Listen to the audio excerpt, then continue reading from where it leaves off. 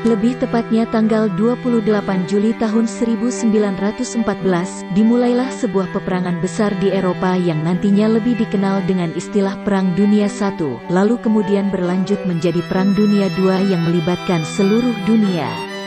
Terjadinya Perang Dunia di abad 20 ini adalah sebuah momen krusial dalam sejarah peradaban. Sebuah drama mengerikan yang bertanggung jawab terhadap tidak kurang dari 60 juta nyawa melayang, ratusan kota hancur, sekaligus menjadi tonggak utama yang membentuk peta negara-negara di dunia jadi seperti sekarang ini. Jika dilihat dari satu sisi sejarah, Perang Dunia di abad 20 bisa dibilang salah satu perang terbesar dalam sejarah peradaban manusia yang mengakibatkan kerugian yang tidak terbayangkan bagi banyak pihak. Sebuah kekonyolan sejarah yang tidak boleh sampai terulang, dan harus menjadi pelajaran penting bagi semua pihak agar tidak jatuh ke lubang yang sama. Tidak ada cara lain selain memahami kronologinya, mengetahui apa penyebabnya, dari mana akar masalah konflik, dan apa konsekuensi dari semua itu. Apa penyebab terjadinya Perang Dunia Pertama? Pasti semua mengira terjadi karena penembakan Pangeran Franz Ferdinand dari Austria oleh kaum pro-nasionalis Serbia. Padahal sebetulnya, akar masalah dalam konflik ini tidak sesederhana itu. Ada polemik antar negara-negara Eropa yang menjadi akar masalah konflik beberapa negara-negara terkuat di dunia saat itu, sampai akhirnya meluas dan menyeret seluruh dunia. Kali ini kita akan cerita kronologi sejarah yang nantinya akan menyebabkan konflik antar negara superpower di Eropa. Semoga sehabis nonton video ini, pengetahuan umum kita semua nambah khususnya tentang pemahaman sejarah konflik Perang Dunia. Latar belakang situasi di Eropa pra-Perang Dunia Pertama. Karena menceritakan sejarah perang itu kompleks, saya mau ambil dari satu sudut pandang negara saja, dan yang saya pilih adalah negara Jerman. Dengan mengambil perspektif Jerman, kita bisa melihat akar masalahnya secara lebih mendalam. Untuk sementara, kita mulai ceritanya dari Eropa di tahun 1871.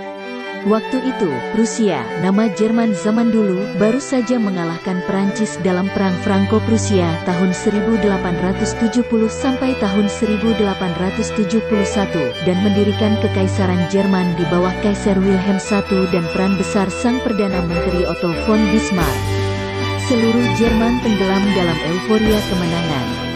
Sang PM Jerman, Bismarck yang terkenal dengan kejeniusannya dalam berpolitik tahu bahwa kerja kerasnya baru akan dimulai.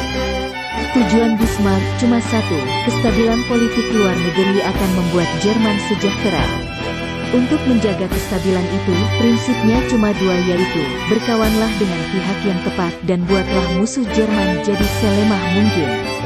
Berdasarkan itu, Bismarck merumuskan kebijakan luar negerinya dalam 4 poin penting, yaitu: pertama dan terutama adalah isolasi Perancis. Dari semua tetangga Jerman, Perancis adalah yang mendendam kepada Jerman.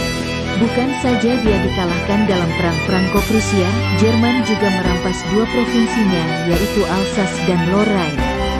Bismarck tahu persis Perancis sedang menunggu kesempatan untuk menyerang Jerman lagi.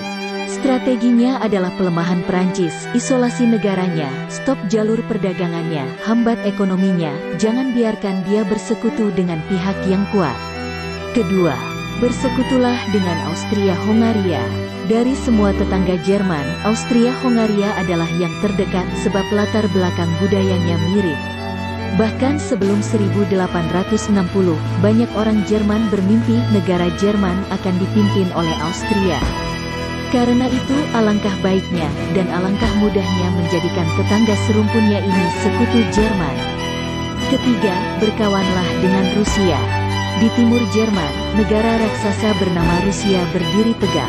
Di satu sisi, Rusia dengan lebih dari 100 juta rakyatnya bisa menggilas Jerman kalau kedua negara berperang. Di sisi lain, Rusia membutuhkan Jerman untuk memodernisasi negara raksasanya yang untuk saat itu masih terbilang minim pembangunan.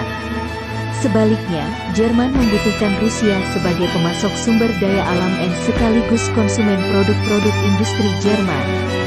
Bismarck tahu persis persahabatan dengan Rusia adalah syarat mutlak untuk keamanan dan kemakmuran Jerman. Keempat, jangan cari gara-gara dengan Inggris. Terakhir, di seberang lautan Jerman, berdirilah Kekaisaran Inggris. Sang penguasa lautan, kekuatan kolonial terbesar di dunia. Hubungan mereka jelas bukan kawan, tapi juga belum jadi lawan, hanya sebatas saingan dagang. Masalahnya, semua kapal dari dan ke pelabuhan Jerman harus melewati Inggris. Seandainya Inggris membantu Perancis, berarti ekspor-impor Jerman tidak bisa dilakukan lewat laut. Karena itu, jangan coba cari gara-gara dengan Inggris.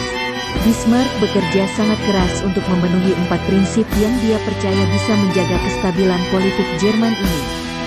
Sebagai PM, dia terus menekankan bahwa Jerman tidak punya rencana untuk memperluas wilayahnya sama sekali, bahwa Jerman sudah mendapatkan semua wilayah yang mereka butuhkan dan inginkan. Intinya Jerman tidak mau cari masalah sama Austria, Inggris, dan Rusia. Sementara Perancis coba isolasi supaya tidak jadi ancaman serius ke depannya.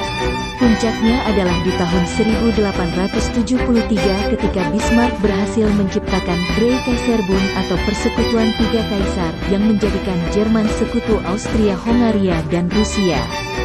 Di saat yang sama, Bismarck juga amat hati-hati untuk tidak menyinggung Inggris. Bismarck pribadi tidak terlalu percaya dengan metode kolonialisme dan penjajahan. Itulah kenapa di bawah kepemimpinan Bismarck, Jerman tidak ada niatan menjajah dan bikin koloni di Asia dan Afrika. Bismarck tahu betul, koloni di luar negeri membutuhkan perlindungan armada tempur. Sementara itu, pembangunan armada tempur akan menyinggung perasaan Inggris sang penguasa lautan. Di tahun 1880, kerja keras Bismarck berhasil. Perancis terisolasi total, Jerman adalah negara terkuat di Eropa, bersekutu dengan dua kekuatan hebat yaitu Austria-Hongaria dan Rusia. Sementara Inggris masih adem ayem membiarkan kapal-kapal dagang Jerman keluar masuk perairan mereka. Saat itu, Jerman dipercaya menjadi penengah negara-negara Eropa yang lain. 4 prinsip jenius kebijakan luar negeri rumusan Bismarck berjalan mulus. Namun, perdamaian tersebut tidak abadi. Runtuhnya keempat prinsip kebijakan luar negeri Bismarck. Hubungan Austria-Rusia panas, Jerman cari aman. 4 rumusan jitu ala Bismarck sebetulnya tidak begitu berjalan mulus. Ada saja tantangan yang berusaha meruntuhkan itu. Puncaknya ketika konflik Rusia dan Austria-Hongaria memanas, Bismarck mencoba meyakinkan Rusia bahwa Jerman tidak memiliki keinginan untuk menghalangi Rusia melawan Austria. Bahwa persekutuan Jerman dengan Austria-Hongaria itu diarahkan hanya untuk mengisolasi Perancis, bukan untuk memusuhi Rusia. Untungnya, pihak Rusia percaya, tapi supaya lebih meyakinkan lagi, mereka diam-diam menandatangani perjanjian Reinsurance Treaty yang mempertahankan pertemanan Rusia dengan Jerman. Untuk menggantikan sekutu militer yang pecah kongsi, Jerman mencoba menggandeng Italia. Sepintas Italia bisa jadi kawan baru karena Italia memang musuh lama Perancis. Namun, Italia gak bisa terlalu diharapkan, karena Italia juga adalah musuhnya Austria-Hongaria, dan kekuatan militer Italia tidak sekuat Rusia. Intinya, persekutuan militer Jerman udah gak sekuat dulu lagi, ketika masih dalam aliansi Tiga Kaisar. Ketika masalah pecah kongsi ini baru selesai, sudah muncul masalah baru, kali ini munculnya dari internal negara Jerman sendiri. Pergantian kaisar bertubi-tubi. Walaupun Bismarck adalah sosok terpenting dalam politik Jerman waktu itu, kita harus ingat Bismarck itu Perdana Menteri, bukan Kaisar Jerman.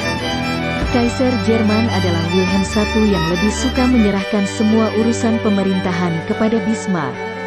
Kaisar Wilhelm I yang sudah tua wafat tanggal 9 Maret tahun 1888. Dia digantikan oleh putranya, Kaisar Friedrich III yang dikenal demokratis, pencinta kebebasan dan perdamaian. Sayangnya, Kaisar Friedrich III hanya memerintah 99 hari. Dia wafat karena kanker tenggorokan. Akhirnya, tanggal 15 Juni tahun 1888, Kaisar Wilhelm II yang baru berumur 30 tahun, cucu Wilhelm I, naik tahta. Bismarck yang jauh lebih tua dan berpengalaman merasa dia bisa mengatur kaisar muda yang belum mengerti apa-apa tentang dunia politik luar ini. Kaisar Wilhelm II, sang pembuat kekacauan. Tidak seperti kakeknya yang menyerahkan semua urusan pemerintahan kepada Bismarck atau ayahnya yang memiliki ide untuk menciptakan kekaisaran demokratis seperti Inggris. Wilhelm II punya ambisi besar dalam militerisme. Bismarck yang selama ini selalu menjadi pendamai, mulai dianggap sebagai penghalang bagi kaisar baru. Akhirnya Wilhelm II berencana pelan-pelan mengurangi kekuasaan politik Bismarck. Bagaimana caranya? Pertama, dia memilih penasihat yang mengagung-agungkan kekuatan militer. Para penasehat yang gila militer ini tidak bisa berpikir panjang. Prinsipnya kalau Jerman ingin berkuasa, kalau Jerman ini disegani, dia harus bangun kekuatan militer paling kuat. Untuk itu, para penasehat Wilhelm II mendorong sang kaisar untuk membangun armada tempur yang notabene berpotensi melanggar 4 prinsip kestabilan Bismarck. Mulai kacau rencana Bismarck. Nah, inilah salah satu pemicu kejatuhan kestabilan politik Jerman yang nantinya akan menyeret seluruh Eropa dan akhirnya seluruh dunia. Bismarck mati-matian berusaha meyakinkan kaisar muda ini untuk tidak bertindak gegabah membangun pangkalan militer, tapi semuanya percuma. Benturan demi benturan terjadi antara Bismarck dan kaisar baru yang masih hijau ini. Akhirnya Bismarck menyerah. Semuanya berujung pada pengunduran diri Bismarck di tahun 1890.